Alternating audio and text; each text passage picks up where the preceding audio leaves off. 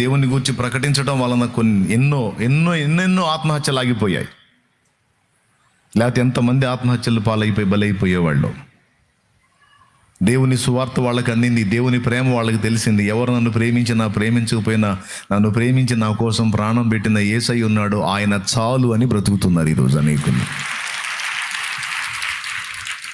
ఎన్నో హత్యలు ఆగిపోయాయి, ఎన్నో ఆత్మహత్యలు ఆగిపోయాయి, ఎన్నో త్రాగుబోతు జీవితాలు మారిపోయాయి, ఎన్నో రౌడీలుగా ఉన్నటువంటి పిల్లల జీవితాలు మారిపోయి ఈరోజు కుటుంబాలకు దీవెనకరంగా మారిపోయారు.